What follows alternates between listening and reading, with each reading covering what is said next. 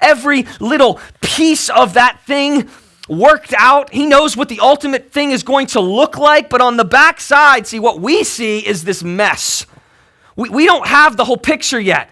We can see parts of it. God has revealed to us in His Word some specific things, but we don't have the whole picture. And specifically when it comes to our individual lives, we oftentimes don't have anything, right? We go through things and it's like, what is this, God? What are you doing here? Why are you allowing me to go through this all along? He's working that tapestry in our life to ultimately produce some amazing and good things. Not just in our lives personally, but He is working for the ultimate good. And sometimes that's hard to see, right? And so we've been in a series for the last couple of weeks that we're calling Bedtime Stories. Bedtime Stories. And we've been looking at some Old Testament stories, those stories that we, read in Sunday school, and some of them seem so kind of crazy and far-fetched, and yet what I want us to see in this series and what we've been talking about this whole series is just that they're more than just stories. They're more than just these ancient fables. They have power for our lives today. They have things to teach us today, and ultimately they have things to teach us about the nature of who God is. Like, who is God at His core? And they are pointing, when it's all said and done, to Jesus Christ.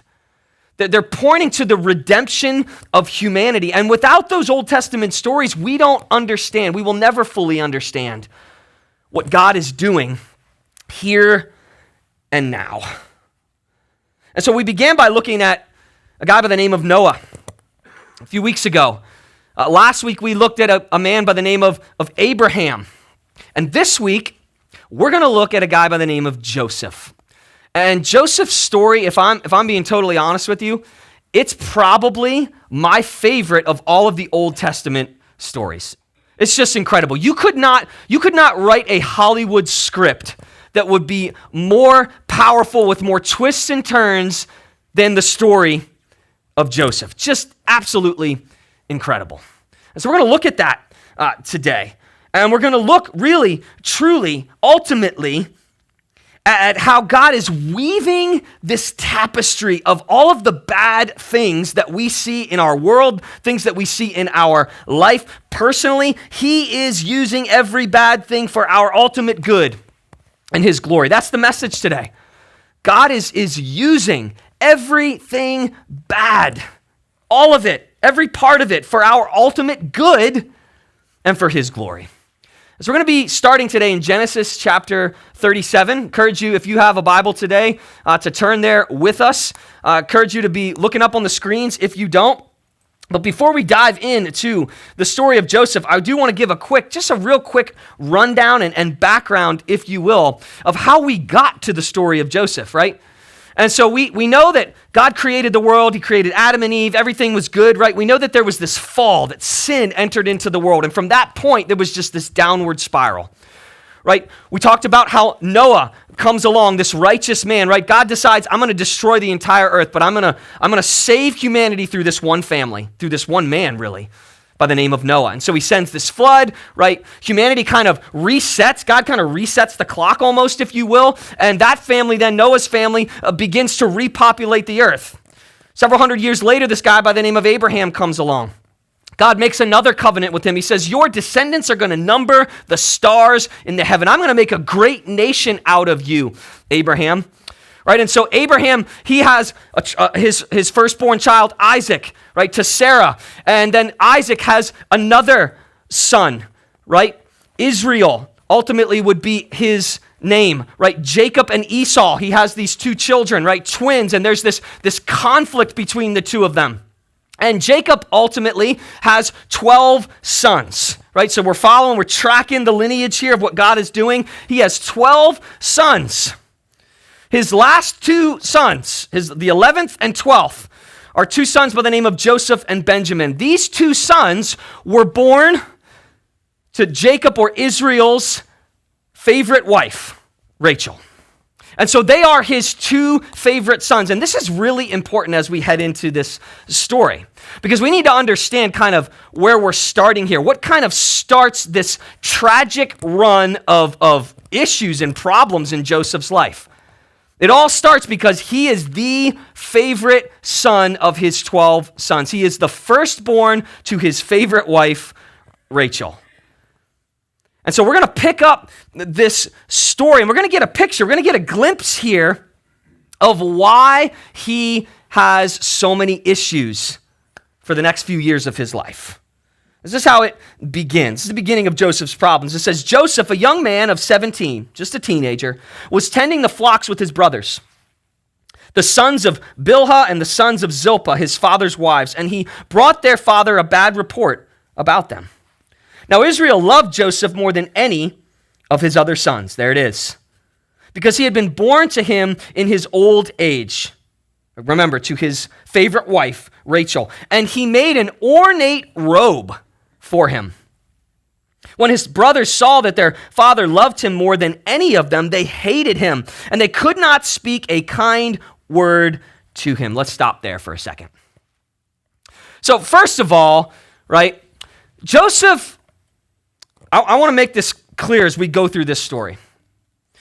Not one time does it ever say that Joseph sinned, that he did anything wrong throughout any of this story. But I definitely want to make something clear. Joseph was majorly, socially unaware. And we see this come out several different ways, all right? So first of all, what does it say? It says that Joseph went out. He was with his brothers. They're out there shepherding, right? That's what they were. They were shepherds. And what does he do? He brings back a bad report about his brothers. Now, I want you to imagine, maybe you've got a family of a couple kids, right? Maybe you grew up in a family, you got brothers and sisters, whatever, right? What happens when you go to your parents and you tattle, you snitch on your brothers and sisters, right? What do they say? Snitches get stitches, yo, right? He's not setting himself up to be well-liked by his brothers at all. Not only that, but it says that his father loved him more than any of the rest of his brothers, to the point where he actually had this robe, this incredibly beautiful robe made for Joseph. And he made him wear it around. Now again, let's just put this in the context of modern day, okay? I want you to imagine you've got a whole bunch of brothers and sisters, right? And when everybody turns 16, they get a car. Everybody else in the family gets a Geo Metro, gets a 2001 Honda Civic, right? But the favorite son gets a brand new 2021 or 2022 Maserati, Cadillac, Porsche, whatever, you name it. They get the top of the line, the best of the best, heated seats, leather, right? Drives itself. They get the best of the best. Now, I want you to imagine, if you're not that guy, if you're not that brother, how do you feel about them? Right? No matter how upstanding of a person you are, there's a little part of you inside of you that's like, what gives? Right? Israel, Jacob, he's not doing Joseph any favors here when you really think about it. Right? Not only is he his favorite son, but he's like, I'm going to make you wear a robe around, and every time you come near your brothers, it's going to remind them that you are the most special to me. It's kind of messed up, honestly, when you really get down to it and think about it. And so what does it say? It says, when his brothers saw that their father loved him more than any of them, they hated him. They hated him, and they could not speak a kind word to him. Not only that, it goes on. Things get worse. It says in verse 5, beginning in verse 5, Joseph had a dream. And when he told it to his brothers, they hated him all the more. See the picture that's being painted here? This picture of hatred? He said to them, listen to this dream I had. Now remember I said Joseph is not real socially aware. Listen to this dream I had. We were binding sheaves of grain out in the field when suddenly my sheaf rose and stood upright, while your sheaves gathered around mine and bowed down to it. His brothers said to him, do you intend to reign over us? Will you actually rule us? And they hated him all the more because of his dream and what he had said. Again, I want you to imagine, if you've got siblings, that your brother or sister comes to you, tells you they've had a dream, and in the dream, they're going to bow down and worship you. You'd be like, bro, let's take this guy out behind the woodshed. He's going to get a beat down, right? No, nobody would take that well. Joseph's got some serious social awkwardness he doesn't understand. Dude, bro, close your mouth. Okay, great, you had that dream. Maybe it was from God, maybe it wasn't. In this case, it actually was. But I wouldn't go around telling all your brothers that already hate you about it. And I'm trying to paint this picture here. Joseph was in a situation where he was truly hated. I mean, the animosity towards him had reached an absolute all-time high. And so these brothers, if you know the story, they hatch a plan to get rid of Joseph. It's gotten to that point where they're so hateful towards him. And this is just, pure evil. I don't care what your siblings do to you. Like, wanting to kill them, boy, that's a pretty serious thing. Right? And so one day, Joseph is sent out by his father. The rest of his brothers are out tending sheep. They're looking for nice, fresh grass for those sheep to eat, to be fed. And they see Joseph coming from a long way off. And they decide, we're going to hatch a plan here. Right, here comes the little snitch. Let's take care of him. And this is what it says happened. It says, here comes that dreamer. That dreamer. You can just hear the animosity in the tone. Come now, let's kill him. Let's throw him into one of these cisterns here, in one of these big pits. And then we'll say that a ferocious animal devoured him. And then we'll see what comes of his dreams. We'll see if we're bowing down to him then. Right? But fortunately for Joseph, there's one brother, just one. His name is Reuben. He's the oldest brother. Reuben intervenes and says, no, guys, come on. Like, okay, I know we hate him, but we can't kill him. All right, why don't we do this instead? Let's take that beautiful robe that he's been given that we all hate so much. Let's tear it and shred it to pieces. Let's kill an animal, put blood all over it. We'll throw him in the cistern. We'll sell him to some slave traders when they come through, and then we'll take the robe back, and we'll show that to Father, and he'll think that Joseph is dead, and we'll never have to see the guy again, but let's not kill him. And so that's exactly what they did. They ended up selling him to Egyptian slave traders. This caravan of Egyptians come by, they sell Joseph, they play out that plan, and in their minds, they're thinking, okay, we're never going to see Joseph again. What happens next is really a 13-year struggle in Joseph's life. 13 years. I think we need to put that in perspective. How long of a time that really is. That's a long time to struggle and to have really, truly kind of bad thing after bad thing happen to you. And so he's ultimately sold into the home of this guy by the name of Potiphar. And Potiphar was a very powerful man in Egypt. He was very wealthy. He had lots of servants, lots of slaves. But ultimately what happened as Joseph got to know Potiphar better, as Joseph began to prove himself to Potiphar, he gained more and more influence within Potiphar's house. Ultimately to the point where he actually was basically in charge of the entirety of Potiphar's house. He oversaw everything. There was nothing in Potiphar's home that he did not have charge over. And so I want, again, us to see this, like, there's favor on this guy too, right? He's going through some really, really awful things. This is an unbelievably terrible, evil thing that's been done to him. But there's also favor on Joseph, right? There's some leadership skill there. God is with him. God has now put him in a position where, yeah, he might be a slave in this house, but he's got it better than anybody else who's a slave in this house.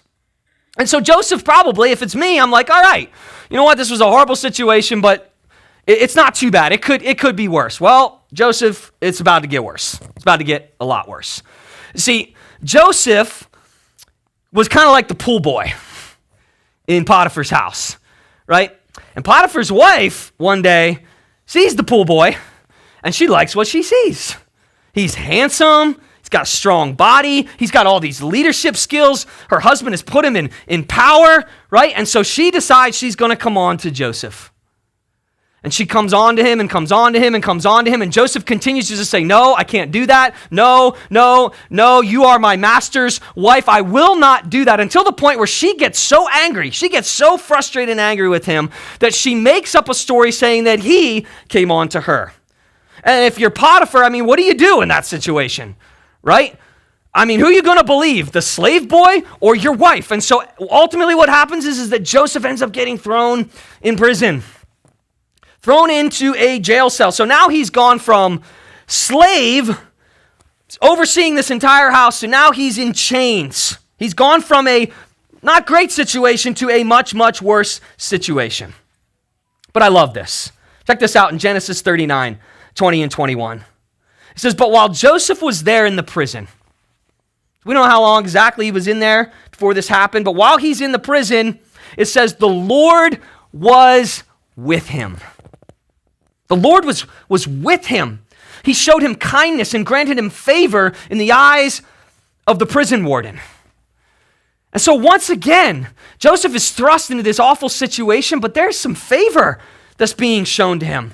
Later on in this story, it actually says that the warden put Joseph over every part of the prison, that he actually became kind of the overseer, if you will, of the entire prison. Again, this man had favor from God. He had some incredible talent, giftedness, leadership skills. And so while he's there, he's overseeing the prison. Again, we don't know exactly how long this was. But one day, these two guys get thrown in prison. Two of Pharaoh's most trusted guys, the chief baker and the chief cupbearer. Most likely they were thrown in prison because if you are the chief cupbearer and the chief baker, you have more opportunity to poison the Pharaoh or poison the king than anybody else, right? Because you are preparing the food, you are preparing the drinks for the Pharaoh, right? And so oftentimes the Pharaoh, the kings of that day, they would get paranoid, right? That somebody was poisoning them or somebody would make an accusation, whether it was real or false. And so the Pharaoh decides he's throwing these two guys into prison. And while they're there, they have a dream. And who is an interpreter of dreams? Who has been given this gift from God to interpret those dreams? It's Joseph, right? And so Joseph interprets the dreams of these two guys that are so close to Pharaoh. And ultimately he says to them, listen, one of you is going to end up getting beheaded. I got bad news. The other of you is actually going to be restored to your position. The cupbearer, he says, you're going to be restored. After he tells them this, Joseph's smart, right? A little socially unaware, but pretty smart. He says this to the cupbearer. He says, but when all goes well with you, this is in Genesis 14 now. When all goes well with you, remember me and show me kindness. Mention me to Pharaoh and get me out of this prison. Yeah, I'd be saying that too. I was forcibly carried off from the land of the Hebrews. And even here, I have done nothing to deserve being put in a dungeon. I've done nothing wrong. When you get to Pharaoh, when you're finally restored to your position, let him know I helped you. Let him know I'm down here and I don't deserve to be here. And at that, if I'm Joseph, I'm like, all right, this is it. This is the moment. They're going to go back to Pharaoh. He's going to get his position restored. He's going to tell him about me, and I'm going to be out of here real soon. Unfortunately, that is not what happened. This is what it says in Genesis 40:23. It says, the chief cupbearer, however, did not remember Joseph. He forgot him. Now, I want you to imagine. Put yourself in Joseph's place here for a second. Can you imagine the disappointment? Can you imagine the frustration going through his mind? I've done nothing wrong here. I have done nothing wrong. In fact, for the most part, I have done everything you've asked me to do, God. I've been obedient. I've honored the people who've been charged over me, even though I've done nothing to deserve these positions that I'm in. But this plight is just never ending. Come on? When are you going to make this end? God, why is this happening to me? That's absolutely what I would be saying if I was in his position. 2 more years go by. 2 years after the cupbearer and the chief baker left the prison. Joseph's still sitting in that cell. Only now, Pharaoh has a dream. Pharaoh's got a dream that nobody can interpret. Not his magicians or all of his councilmen. Nobody can interpret this dream. And all of a sudden, the light bulb of the cupbearer goes on. I know a guy. I know this guy by the name of Joseph in the prison who interpreted my dream. He'll be able to tell you what this dream is all about. And so Pharaoh sends for Joseph. Joseph comes to Pharaoh. Pharaoh begins to tell him this dream. And I'm going to give you kind of the short version of it just for the sake of time. This is an incredible story. It's a long story. I encourage you, sometime this week, go read the whole thing. Just because there's no way we could we'll be here till 4 o'clock this afternoon if we go through every detail of this incredible story. But essentially what happens is that Pharaoh has this dream about cows and grain heads.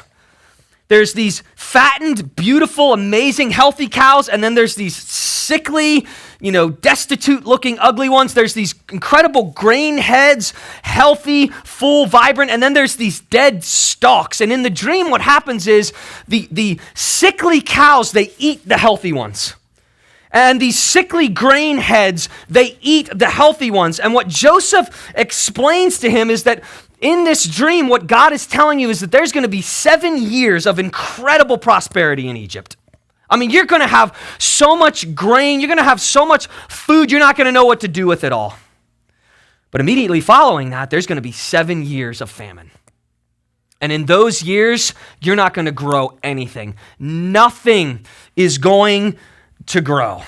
And so God gives Joseph this interpretation. Not only does he give him the interpretation, he gives him the leadership plan for how to deal with this coming crisis. He says to him, Joseph says to Pharaoh, listen, you got to appoint somebody. Appoint them to oversee this process, to save up as much as you possibly can during the time of plenty so that you will have some during the time where there is nothing. And so this is where we pick up the story once again in Genesis 41, 37 to 40. This is what Pharaoh said. This is where everything turns around for Joseph. The plan seemed good to Pharaoh and to all his officials. And so Pharaoh asked them, can we find anyone like this man, one in whom is the Spirit of God? The Pharaoh said to Joseph, since God has made all this known to you, there is no one so discerning and wise as you. You shall be in charge of my palace, and all my people are to submit to your orders. Only with respect to the throne will I be greater than you. And so in a moment, Joseph goes from prisoner, from being enslaved, to being, come on now, this is crazy, second most powerful man in all of Egypt, one of the most powerful nations in the world. He is now second in charge, just like that. Now, over the next 7 years, Egypt experiences this incredible abundance. And Joseph oversees this process. He oversees it well. They save. And when the end of that 7 years is up, they begin to experience this famine. 2 years into the famine, re-enter Joseph's family. They're living in the land of Canaan. Jacob, or Israel, as he's ultimately ends up being called, their family is hurting. There's famine everywhere. They don't have enough food. And so what Jacob does is he decides, I'm going to send all my boys to Egypt. You're going to go and you're going to get food for us. Take some money with you, buy some food, bring it back. And who do you think is overseeing the selling of the grain, the selling of all of the food? Yeah, It's Joseph. Again, I don't think Hollywood could script a better story than this. And so they show up, these brothers show up, and at this point, remember, Joseph he's been indoctrinated kind of into Egyptian culture. He probably has the full headdress. He's dressed like an Egyptian. His face is all painted up, right? Because he's the second most powerful man in all of Egypt. And when they get there, they don't recognize him. And so what do? They bow. They bow down. And this dream that Joseph had so many years before, 20-some years before by this point, is now coming to fruition. Again, for the sake of time, I'm going to skip over a lot here, but the long and the short of it is this. Joseph does not reveal himself right away. He doesn't tell him who he is right away. He wants to see his father. He wants to see his youngest brother, Benjamin. They've got the same mother. Benjamin's not with them. And so he sends them back, and there's this whole going back and forth of, he sends them back, they come back once, he sends them back again, but ultimately, he wants them to bring Benjamin back, and he wants them to leave Benjamin. He's trying to test them to find out, are you going to do the same thing to him that you did to me? You're going to just leave him here to save your own skin? And when they don't do that, they say, no, we're not doing that. We've already done that once to another brother. And if we do this to him, it will crush our father Jacob. We're not doing that. And at that moment, Joseph just breaks down. He begins to weep. And he forgives his brothers. I love what Joseph says here. This is so powerful. It says in Genesis 45, verses 5 through 8, and now, he looks at them, he says, do not be distressed, do not be angry with yourselves for selling me here, because it was to save lives. Don't miss that. It was to save lives that God sent me ahead of you. For 2 years now, there's been a famine in the land, and for the next 5 years, there will be no plowing and there will be no reaping. But God sent me ahead of you to preserve for you a remnant on earth and to save your lives by a great deliverance. So then, it was not you who sent me here, but God. Every time I read that, I'm just blown away by the complete and total forgiveness that Joseph offers his brothers in that moment. And I've always wondered why. Why? I mean, how could he do that? I mean, here's Joseph's moment, right? Here's his opportunity to just drop the hammer. He's the second most powerful man in Egypt. I mean, he could have just grabbed him and threw him in prison and let him rot there for the rest of their lives. At the very least, he could have sent him home and said, sorry, there's no food here, not for you. And yet that's not what he did. Why? Please don't miss this. This is the message today. Because Joseph understood something about the sovereignty of God, that he was in control of it all, that God himself actually orchestrated all of this for his and his brothers and an entire nation for the ultimate good of all of it. In the following years, Joseph moves his family to Egypt. He says, come and live with me. I've asked the Pharaoh, he's going to give us the best land. We're going to live on this land together. We're going to grow our family. And he did. He gave them the best, most choice land. And they lived there for years. But eventually, Israel, again, Jacob, he dies. He passes away. And when that happened, the brothers were really fearful. Okay, maybe Joseph has only been nice to us. Maybe he's only been kind to us because he didn't want to break his father's heart anymore. But now that he's gone, he can do whatever he wants to us. And so they come to Joseph and they throw themselves on the ground. They bow down before him. They throw themselves at his mercy and they say, please, please, please, have mercy on us. Forgive us. We know that our father's gone now. Don't take it out on us now. And again, I love this. And this is where we're going to finish this story today. It says, but Joseph said to them, don't be afraid. Am I in the place of God? You intended to harm me, but God intended it for good, to accomplish what is now being done, the saving of many lives. You intended to harm me, but God intended it for good. Let me say that again. You intended to harm me, but God intended it for good. God intended it. That's an important word. God did not just allow it. It says God intended it. It means he meant for it to happen. Why? For the saving of many lives. God meant it for good. He designed it for good.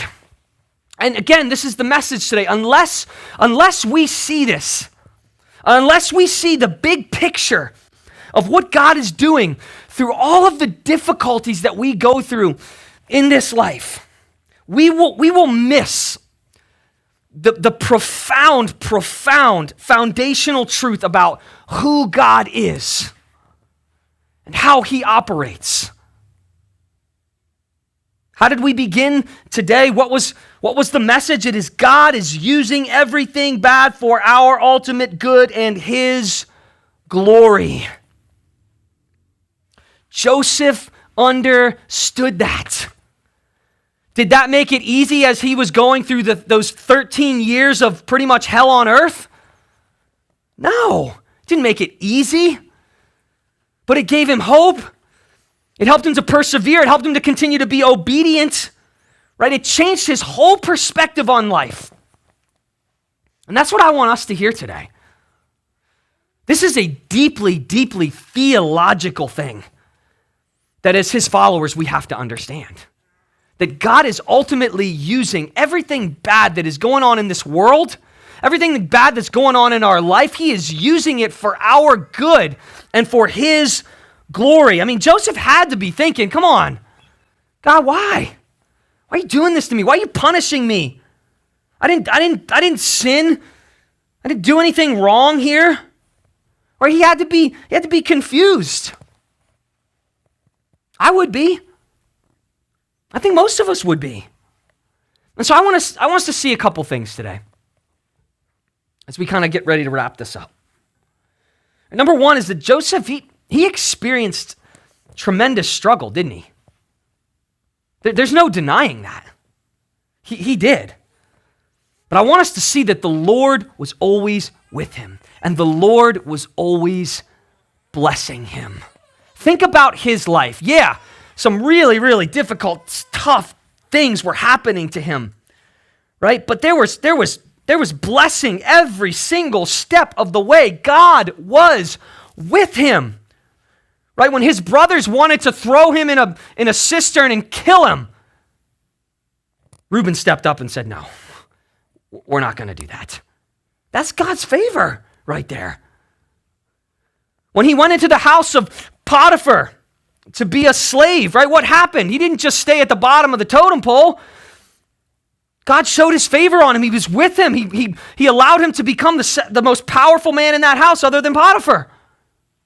When he went to the prison, right? He struck up a relationship with the warden, and God, it says, was with him, and it gave him favor. Good things were happening to him, even in the midst of all of that tragedy. God was blessing him. Guys, even though we may struggle, even though we may go through difficult things in our lives, I absolutely believe this. God is blessing. He's doing things in our life. He's working things in our life for our good, even when we don't see it.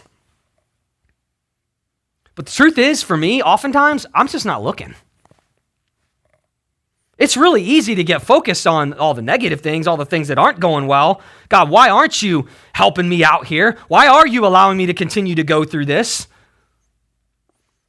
And so here's what I want to ask you to do today. Start asking the question, okay, God, in the midst of this trial, in the midst of this circumstance, in the midst of what I'm going through, show me where you're blessing. Show me. I want to see it. I want to know. God, reveal to me where you're blessing me in my life, even in the middle of all of this. He was blessing Joseph, and I believe he will bless us He is blessing us. It is an ongoing thing. That's number one. But second of all, God orchestrated every detail, and I mean every detail, for the ultimate good here. He orchestrated it all. Every detail for Joseph's good and for an entire nation, for his entire family. God was orchestrating it all. Let's go back and track through the story. All right, if Joseph's father, we can go all the way back to there. If Joseph's father does not favor him, he's not hated by his brothers. If he's not hated by his brothers, he's not sold into slavery. If he's not sold into slavery, he doesn't end up in Potiphar's house, where he's ends up ultimately being thrown into prison, where he meets the warden, becomes begins to have more influence there. The cupbearer and the baker, he never meets them because he's never in prison. He never interprets their dream. They never go back to Pharaoh and tell him about Joseph. Joseph never ends up in front of Pharaoh. He never ends up becoming the second most important and powerful man in Egypt. And ultimately, he never saves his brothers. He never saves Egypt. And when you want to talk about big picture, Jacob, his name is changed to Israel. The nation of Israel, the nation of God's people, ultimately comes out of this. Right? He moves his family. Joseph moves his family to Egypt. Over the next several hundred years, do you know how many people grow from that family? 2 million. And eventually we're going to talk about Moses, right? Because eventually they end up becoming enslaved and Moses comes and frees them, right? But you can just keep tracking on and on and on. If those things don't happen, none of the good happens. God is working all of it. He oversaw every single detail. I mean, I even think about the leadership skills that Joseph learned on a super practical level. The leadership skills that he learned by being in Potiphar's house, overseeing his home first, right? You start with this little home. Then he oversaw this jail, this prison, right? He learned more there. He learned Egyptian culture, right? He wasn't an Egyptian. I think that's easily lost in all of this. He didn't know Egyptian culture. But for 13 years, God was preparing him to literally lead an entire nation through this incredible crisis. None of that happens if all of those bad things do not all happen. And that is, come on, it's easy to be like, okay, I see that God's hand was in it, but why does it have to be me? Why do I have to be the one to have to go through all of that? We have to have this perspective. We have to have the perspective of Joseph. It changed everything, right? Because it can be so hard to reconcile all of this. This perspective, I believe, changed the way he lived. Joseph didn't get angry at his brothers, but he forgave them. He didn't blame God for what was happening to him, but he saw that God was in control of it all. He stayed faithful. He stayed obedient. And in the end, he was rewarded. That God was ultimately working it all out for his good. And if we will begin to see the way that Joseph saw, if we will begin to understand the truth of God's word, because this theme of his sovereignty, of his control in our lives, of how he is working all things for the good of those who love him and are called according to his purposes, if we will begin to see that, it will change the way you live your life. It will change the way you interact with the circumstances and situations in your life. It will change the level of peace and joy and trust that you have in God as you understand that he is weaving this tapestry. And though we might only see the back right now, something beautiful is being woven out of that. Something so very, very good. See, I think for much of the world, they hear God is sovereign, God is in control, and they see it as a negative thing. Well, that's not good. God is in control and all this evil is happening, all these bad things are happening all the time. But I got to tell you, the longer I follow Jesus, the more I study his word, I'm so thankful that he is sovereign. I'm so thankful that he is in control, that he is working everything for my good, for my ultimate good. When things go wrong in my life, and unfortunately they go wrong a lot, bad things happen, difficult things occur in our lives. When they go wrong, I have this peace. I have this joy in knowing God is in control. And he loves me, and he is ultimately working it all out for my good and for the good of the world. That's my message for you today. That's my hope, my prayer for you today, that you would see that. I don't know what you're going through right now. I don't know what you've been through in your past. I don't know what you'll go through in your future. But I believe God is sovereign. And that is a good thing. I trust that what he has in store for me is good, is better. His plan is better for me than I could possibly imagine, that I could even dream up for myself. You think Joseph ever dreamed he would be in that situation, that he would be put in that position? No way. No way. And so I want you to think on your life. And I want you to choose to trust. To choose to trust that everything you've been through or going through or will go through, that the God who loves you is orchestrating every detail of it for your ultimate good. Ultimately, one day, because of Jesus Christ, right? It all points back to him. Because of Christ, we know the end of the story. We know that if we are faithful to him and we trust in him and we put our hope in him, that one day we get an eternity in heaven with him where there is no more pain and no more suffering and no more trials. And we get to experience that. And as we close today, I want to highlight the similarities here between Joseph and Jesus. This whole series is every story we look at, it's going to point back to Christ, because that's the whole of Scripture. Everything in God's word is pointing to the redemption of humanity through Jesus Christ. Think about this with me for a second. Think about the similarities. It's unbelievable when you really get down to it. Joseph was a shepherd, right? At 30 years old, he began his public work, didn't he? Right? He had a father who loved him so very much and lost him for a while. Joseph was scorned, hated by his brothers, put through the fire, put through some of the most difficult situations. But in the end, where did he end up? Exalted. Second most powerful man in all of Egypt. When I think about Jesus, think about him. Think about the similarities, right? Joseph, dearly loved by his father, a shepherd, stripped of his clothes, falsely accused, treated as a criminal even though he was innocent.